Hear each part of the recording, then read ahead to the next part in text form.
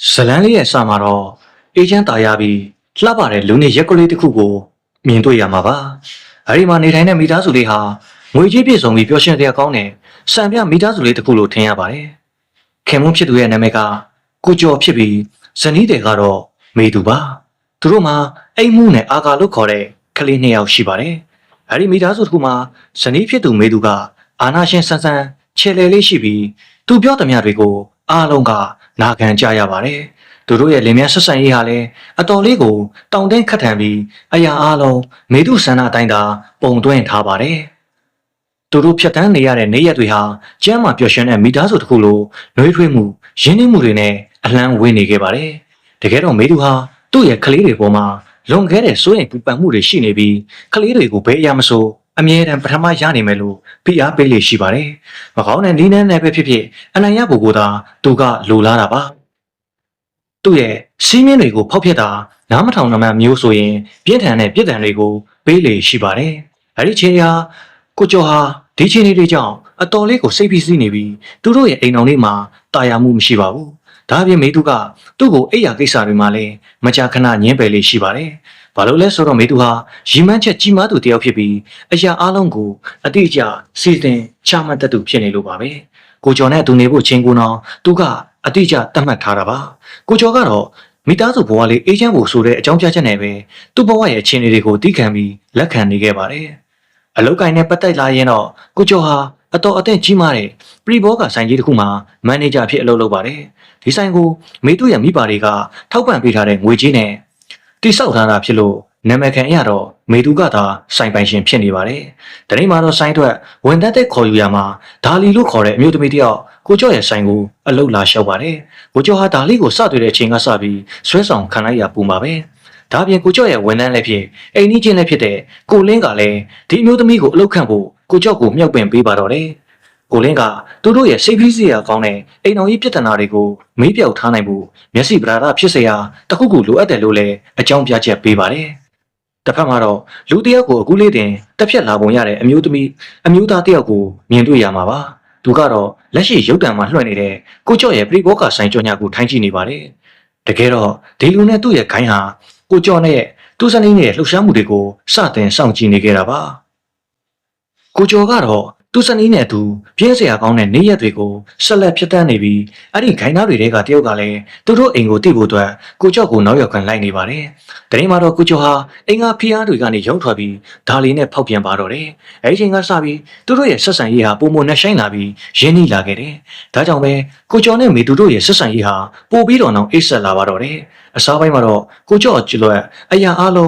အဆင်ပြေချုံးမွင့်နေပြီးသူ့ရဲ့ဖောက်ပြန်မှုကိုမေသူမသိအောင်လှုပ်ဝက်ထားနိုင်ခဲ့တယ်။ဒါပေမဲ့ကိုကျော်တို့မိသားစုပါတီပွဲတစ်ခုကျင်းပတဲ့အချိန်မှာပဲဒါလီကကိုကျော်ရဲ့ရင်သွေးလေးကိုလွှဲထားရပြီဆိုတဲ့သတင်းဆိုကြီးကိုလာပြောပါတယ်။အဲဒီသတင်းကြောင့်ကိုကျော်တယောက်လုံးဝအံ့အားတင့်သွားခဲ့ရပါတယ်။ဒါလီကကိုဝင်ရစေတဲ့ဆေးတွေကိုတောက်ခဲ့တာဖြစ်ပြီးသူကခလေးအရန်လိုချင်တာကြောင့်ကိုဝင်ကိုဖျက်ချဖို့ညှင်းဆန်ခဲ့ပါတယ်။ဒါအပြင်သူကျွလွန်ခဲ့တဲ့အမှားအတွက်ကိုကျော်ကိုတောင်းဝင်ယူဖို့အဆက်မပြတ်တောင်းဆိုနေပါတော့တယ်။အဲ့ဒီနောက်ကိုကျော်ဟာကိုလင်းစီကိုတွားပြီးဒါလေးကိုဝင်ကိစ္စနဲ့ပတ်သက်လို့အကြံဉာဏ်တောင်းပါတော့တယ်။လူများစုလုံးလေရှိတဲ့အတိုင်းပဲကိုလင်းကကိုကျော်ကိုအကြံပေးတာကတော့ဒါလေးနှုတ်ဆက်သွားအောင်ကိုကျော်ဘောထဲကနေထွက်သွားအောင်ငွေကြေးတချို့ပေးလိုက်ဖို့ပါပဲ။ကိုလင်းကဒါလေးလိုမိမမျိုးတွေဟာကိုကျော်လိုငွေကြေးပစ္စုံတဲ့အမျိုးသားတွေကိုချင်းချောက်ငွေညှစ်လေရှိတဲ့ရွှေမင်းသမီးမျိုးတွေလိုယုံကြည်နေပါတယ်။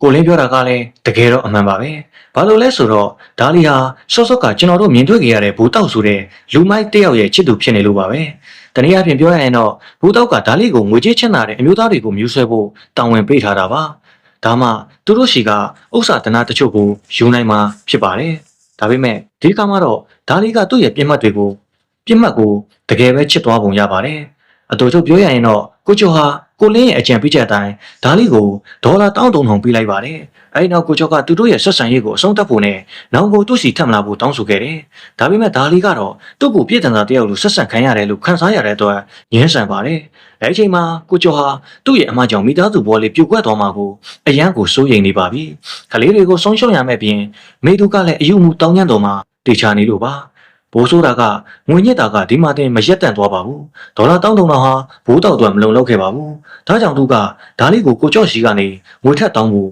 ခိုင်းစေပါတော့တယ်ဒီတစ်ချိန်မှာတော့ပုံမူများတဲ့ပမာဏဖြစ်တဲ့ဒေါ်လာ2000ဝက်ကိုတောင်းဆိုလိုက်ပါတယ်ပြဿနာကတော့ကိုကျော့မှာငွေလုံးဝမကျန်တော့တာပဲဒါကြောင့်သူ့ကိုစက်တိုက်ငွေညစ်နေတဲ့ဒါလေးကိုဘယ်လိုရှင်းရမလဲဆိုတ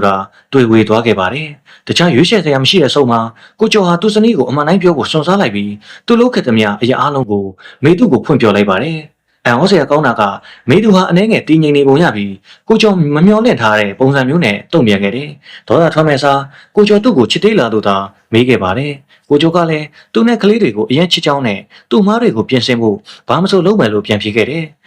ကဲအရာအလုံးကတော့ဒီလောက်တော့မရိုးရှင်းပါဘူးကိုကျော်ဟာသူ့စနီးရဲ့ဒေါသကိုရင်ဆိုင်ရအောင်မှာပါမေသူလုပ်ပေးခဲ့တာတွေသူမိဘတွေကကိုကျော်အတွက်ပံ့ပိုးပေးခဲ့တဲ့အခွင့်အရေးအလုံးကိုစတင်ပြီးအပြစ်တင်ပြောဆိုလာပါတယ်အဲဒီအချိန်မှာပဲမေသူဟာသူ့ရဲ့အမောင်ဝက်ချက်ကိုစတင်ထုတ်ဖော်ပြသလိုက်ပါတယ်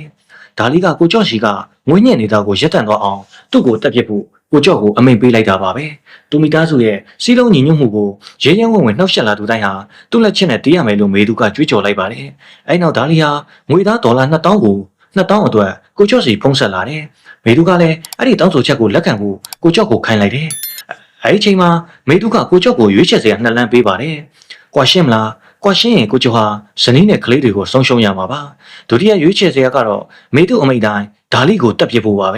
ဲအခုတော့ကိုကျော်ဟာလူတယောက်ကိုဘလို့များရဲရဲဆက်ဆက်တတ်နိုင်ပါမလဲလို့စဉ်းစားနေပါတယ်ဒါပေမဲ့တစ်ဖက်မှာလည်းသူချစ်တဲ့မိသားစုကိုဆုံးရှုံးရမှာကြောက်ရွံ့နေပါတယ်နောက်တနေ့မှာတော့မေသူကငွေလားယူဖို့ကိုရုံးကိုညဘက်ရောက်လာမယ်ဒါလီကိုတက်ပြစ်ဖို့သူ့ခင်မုန်းကိုစက်တိုက်ဖိအားပေးနေပါတော့တယ်ဒါပြင်ဒါလီတက်ကိုအဆုံးစီရင်ဖို့အတွက်ပြင်းအားမြင့်မူရစိတ်တစ်မျိုးကိုတော့သူမှပြင်ဆင်ပေးထားပါတယ်ကိုကျော်ကြောက်ရွံ့နေတာကိုမြင်တော့မေသူကဒေါသထွက်ပြီးသူတို့မိသားစုကိုဖျက်ဆီးဖို့ကြိုးစားနေတဲ့သူတွေကိုပြန်လဲတိုက်ခိုက်ဖို့ကိုကျော်ကိုဖျားယောင်းပါတော့တယ်ထို့ကြောင့်တခြားရွေးချယ်စရာမရှိတော့တဲ့ကိုကျော်ဟာမေသူရဲ့အစီအစဉ်တိုင်းလိုက်နာဖို့ဖိအားပေးခံရပြီးအစီအစဉ်စတင်ဖို့နီလန်တစ်ခုစဉ်းစားရပါတော့တယ်။အဲဒီနေ့နောက်ပိုင်းမှာတော့ဒါဒီရောက်လာခဲ့ပြီးကိုကျော်ကစိတ်ကပ်ထားခဲ့တဲ့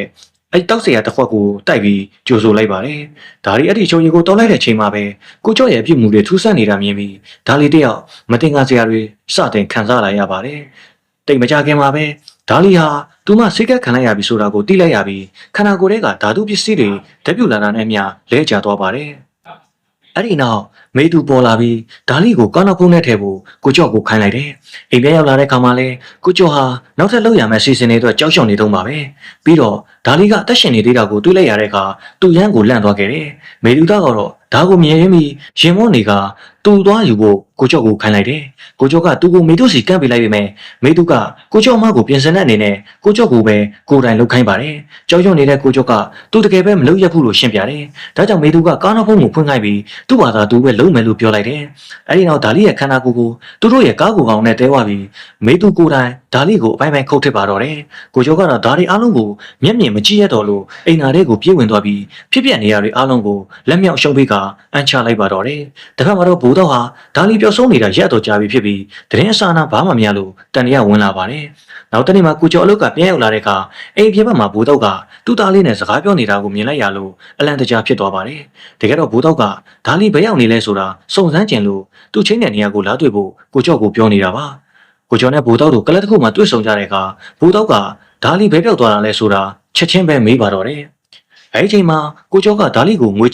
ငွေပေးလိုက်ကြောင်းနဲ့ဒါလီဘဲပြောက်သွားတယ်ဆိုတော့သူလုံးဝမသိဘူးလို့လိန်ပြောကန်နိုင်ခဲ့ပါတယ်။ဒါလီကငွေတွေယူပြီးထွက်ပြေးသွားတယ်လို့ထင်သွားတဲ့အတွက်ဘိုးတော့ဟာမနေ့ပြန်အရာဒေါ်လာ2000ပေးဖို့ကိုကျော်ကိုဖိအားပေးပါတော့တယ်။မပေးဘူးဆိုရင်တော့သူ့စနီးနဲ့ကလေးတွေကိုအနေရပြုမယ်လို့ချင်းချုပ်ပါတယ်။တွေးဆုံပြီးနောက်မှာမေသူကကိုကျော်ကိုဒါလီကိုပြန်တူးပေါ်ပြီးဒါလီနဲ့လူမိုက်တွေနေတဲ့အိမ်ကိုတွားရမယ်လို့ပြောပါတယ်။အဲဒီချိန်မှာမေသူဟာညဘက်မှာအဲ့ဒီလူမိုက်တွေကိုရှင်းလင်းဖို့အစီအစဉ်တစ်ခုဆွဲထားပြီးပါပြီ။ကိုကျော်နဲ့ဘိုးတော်သူဟာကလပ်မှာထပ်မံတွေ့ဆုံကြအောင်မှာပါအိမ်ရှိကိုရောက်လာတဲ့အခါမေသူဟာလူမိုက်တွေရဲ့အိမ်ထဲကိုဖောက်ထွန်းဝင်ရောက်သွားခဲ့တယ်အားလုံးကကလပ်ထဲရောက်နေပြီကြလို့အိမ်ထဲမှာဘယ်သူမှမရှိပါဘူးအဲဒီနောက်မေသူဟာရေခဲတက်တာတွေကိုတစ်ခုခုထည့်ထားလိုက်တယ်အဲ့ဒါကတော့လွန်ခဲ့တဲ့ရက်ပိုင်းကသူမှခုတ်ဖြတ်ထားခဲ့တဲ့ခေါင်းပိုင်းပါဝင်ဒါလီရဲ့ခန္ဓာကိုယ်စိတ်ပိုင်းတွေပါပဲမကြခင်မှာပဲလူမိုက်တွေကတယောက်ကအမျိုးသမီးတယောက်နဲ့အတူရောက်လာခဲ့ပြီးမေသူကအိမ်ထဲကယူလာတဲ့မိဖို့ကြောင့်သုံးသားနဲ့သူတို့ကိုအမြန်ပဲတက်ပြေးလိုက်ပါတယ်မေသူအိမ်ထဲကနေထွက်သွားပြီးတဲ့နောက်မှာအသက်ရှင်ကြံရစ်သူတယောက်ကဘူတောက်စီကိုဖုံးဆက်ပြီးသူတို့အိမ်မှာဖြစ်ပျက်ခဲ့တာတွေကိုလှမ်းပြောပြလိုက်တယ် တစ်ဖက်မှာတော့မေသူဟာဘသူမှမသိတဲ့ဖုန်းတစ်လုံးကိုတုံးပြီးဘူတောက်ရဲ့အိမ်ကနေစူပူတောင်းညက်တံတွေကြားရတယ်လို့ရဲကိုဖုန်းဆက်တိုင်ကြားလိုက်ပါတယ်။ဒါကိုကြားချင်းပဲဘူတောက်ဟာအိမ်ကိုအပြေးပြန်လာခဲ့ပြီးမေသူလောက်ရတဲ့သူ့အိမ်ကရှုပ်ပွားနေတဲ့ခြေနေတွေကိုမြင်ပြီးအံ့ဩတုန်လှုပ်သွားပါတယ်။ဒါပြင်ရေကက်တစ်တာထဲမှာမေသူထည့်ထားခဲ့တဲ့ဒါလီရဲ့ခန္ဓာကိုယ်စိတ်ပိုင်းတွေကိုပါတွေ့သွားပါတယ်။အဲဒီချိန်ကျမှသူတို့အပေါ်ကိုလူတက်မှုတက်တီထောက်ထားတွေအားလုံးပုံချလာအောင်မေသူကထောင်ချောက်ဆင်သွားတာကိုဘူတောက်သဘောပေါက်သွားပါတယ်။အဲဒီချိန်မှာပဲရဲတွေရောက်လာပြီးသူ့လူကိုရဲတွေကတက်ပြေးလိုက်ပါတယ်။ဒါပေမဲ့ဘူတောက်ကတော့လှုပ်ဝက်တကားကနေတဆင်အိမ်အောက်ထက်ကိုခိုးဝင်ပြီးတော့ထွက်ပြေးလွတ်မြောက်သွားပါတယ်။တညမှာတော့ဇနီးဖြစ်သူလုတ်ခဲ့တဲ့မြတ်ကိုတိကျင်စိတ်ပြင်းပြနေတဲ့ကိုကျော်ဟာမေတုရဲ့အတိတ်ကြောင်းတွေကိုစမ်းတက်မေးမြန်းပါတော့တယ်။မေတုရဲ့လက်ရှိပြုမှုတွေကိုလွှမ်းမိုးထားနိုင်တဲ့ခလိဘွားကစိတ်တန်ရာဒါမှမဟုတ်အဖြစ်ဆိုးတစ်ခုကိုရှိခဲ့ဘူးသလားလို့သူကတွေးမိတာပါ။ကိုကျော်ရဲ့အမိကြောင့်မေတုရဲ့တုံ့ပြန်မှုကမျောလင်းမထားတဲ့ဘက်ကိုလှည့်သွားပြီးအရန်ကိုစိတ်လှုပ်ရှားဒေါသထွက်လာပါတယ်။မေတုကသူ့မိဘတွေဟာစုံလင်ပြေဝပြီးသူ့ကိုဘယ်တော့မှမနာကျင်စေခဲ့ဘူးလို့လည်းပြောပြပါတယ်။အဲဒီနောက်ကိုကျော်သာဒီမေးခွန်းမျိုးထပ်ပြီးရဲ့ရင်ဒါလေးကိုလှုပ်ခဲ့တယ်လို့မျိုးသူ့ကိုလည်းတက်ပြီးအပိုင်းပိုင်းခုတ်ပြင်မယ်လို့ချိန်သွဲပါတယ်။အဲဒီဖြစ်ရတွေအားလုံးပြီးတော့တဲ့နောက်မှာတော့ကိုကျော်ဟာစောစောကမေတုရဲ့ချင်းချုံစကားတွေကြောင့်တန်တရားစိုးရိမ်ပူပန်မှုတွေနဲ့ပြင်းထန်နေတဲ့ဘဝကိုအတင်းကျပ်ဖျက်ဆီးရပါတော့တယ်။မေတုရဲ့ယူသွမှုကလည်းပိုဆိုးလာပါတယ်။သူသားကိုကစားပွဲတိုင်းမှာအမြဲနိုင်တဲ့ခန္ဓာကိုယ်ထွားထွားကိုလင်းရဲ့တာကိုပါရှင်းပြဖို့သူကြံစည်နေပြန်ပါတယ်။နောက်တစ်နေ့မှာတော့ရဲတွေကိုကျော်အိမ်ကိုရောက်လာပြီးဒါလီဆိုတဲ့သူ့ဝန်ထမ်းတိစောသွားတဲ့အကြောင်းလာအတည်ပေးပါတယ်။ပြည်မှုကျူးလွန်သူတွေကိုဖမ်းဆီးနိုင်ခဲ့ပေမဲ့တယောက်ကတော့ထွက်ပြေးလွတ်မြောက်နေဆဲဖြစ်ကြောင်းရဲတွေကပြောပြပါတယ်။ဒါပေမဲ့အဲ့ဒါကအဓိကမဟုတ်ပါဘူး။အဓိကကတော့ကိုကျော်ဟာဒါလေးအိမ်ကတဲကိုခန်းကိုရုပ်ခဲ့ဘူးလို့တစုံတယောက်ကသတင်းပေးတိုင်ကြားခဲ့တာပါပဲ။ဒါကြောင့်နောက်ဆုံးမှာကိုကျော်ဟာရွေးချယ်စရာမရှိတော့ပဲသူနဲ့ဒါလေးဖောက်ပြန်ခဲ့ကြောင်းရဲတွေကိုဝန်ခံရပါတယ်။ဒါပြင်ကိုကျော်ရဲ့လုပ်ရက်တွေကိုမေသူမသိအောင်ဒါလေးရဲ့ချစ်သူကသူ့ကိုငွေတောင်းခဲ့ကြောင်းကိုလည်းပြောပြခဲ့ပါတယ်။ရဲရရှိကကိုကျော်ရဲ့ချင်းတွေကိုနားလည်ပေးပြီးမေသူသားဒီကိစ္စကိုသိသွားရင်နောက်ထပ်အလောင်းတစ်လောင်းထပ်မတွေ့ချင်ဘူးလို့ခနဲ့တဲ့ပြောပါတယ်။သူ့ကိုစကားပြောနေတော့အိမ်ကြီးချင်းရဲ့ခွေးလေးတစ်ကောင်ကကားကိုတောင်ထဲကရုတ်တရက်ထွက်လာတဲ့အတွက်မေသူစိတ်နှောက်ယှက်ဖြစ်သွားရပါတယ်။အဲဒီနောက်မေသူကအဲ့ဒီခွေးကိုသူ့ခြံထဲမှာထပ်တွေ့ရင်ဘာလို့ပြင်မယ်ဆိုတာပြင်းပြထန်ထန်တတိပေးလိုက်တယ်။အာကာရဲ့မွေးနေ့ပဲကျွင်းမနေချိန်မှာတော့ကိုကျော်ဟာအိမ်ကြီးချင်းရဲ့ခွေးလေးတက်ဖြတ်ခံရပြီးရေခဲတစ်တာနဲ့ထည့်ခံထားရတာကိုတွေ့လိုက်တယ်။သူတို့ဟာအာကာနဲ့ကိုလင်းတို့တားတို့ရဲ့ကြားကရင်းနှီးတဲ့ပြိုင်ပွဲလေးတစ်ခုနဲ့အချိန်ကောင်းလေးကိုဖျက်ဆီးနေကြတာပါ။ဒါပေမဲ့ကစားပွဲမှာအာကာနိုင်ရောက်ကိုရုန်းကန်နေတာကိုမေသူသတိထားမိသွားပါတယ်။ဒါကြောင့်သူမဒေါသထွက်သွားပြီးဒီပြိုင်ပွဲကမတရားဘူးလို့ပြောပါတယ်။ဘာလို့လဲဆိုတော့ကိုလင်းရဲ့သားက street fight ဆေးတွေတုံးထားတယ်လို့ထင်လို့ပါ။